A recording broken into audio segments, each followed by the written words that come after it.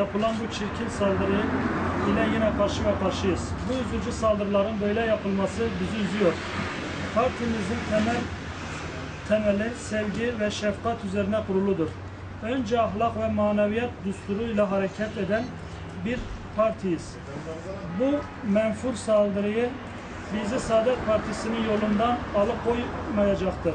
Son aylarda yerel seçimlerin de yaklaşmasıyla birlikte Saadet Partisi Karaköprü ilçe başkanlığımızın yapılan çalışmaları bazı grup ve çevreleri olumsuz şekilde etkilemektedir.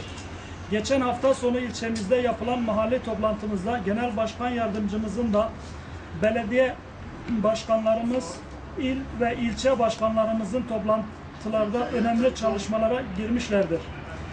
Bununla birlikte Türkiye'de bütün il ve ilçe taramalarından geçirmişlerdir. Böyle bir saldırının demokrasi açısından da uygun görmediği gibi Saadet Partisi olarak da hiçbir şekilde uygun görmüyoruz.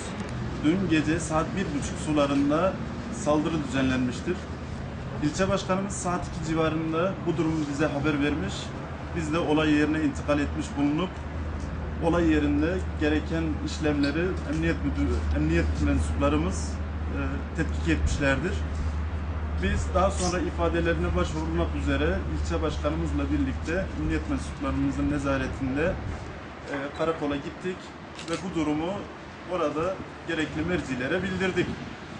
Saadet Partisi olarak Karaköprü'de ikinci saldırıya maruz kalıyoruz.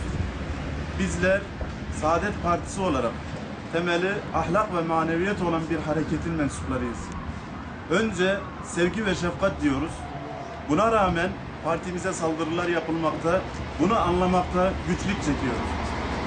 Saadet Partisi olarak senelerden beri, daha doğrusu Milli Görüş Partileri olarak Şanlıurfa'mızda söz sahibi olmuş bir hareketin mensuplarıyız. Bu durumu çekemeyenler olabilir.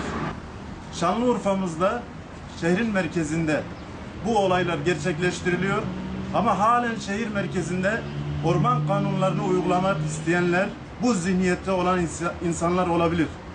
Bizler insanlığımız gereği zaten emniyet mensuplarımıza bu olayı havale etmiş bulunuyoruz. Gerekli cezai işlemler inşallah suçlular, zanlılar tespit edildikten sonra gerekli işlemler yapılacaktır.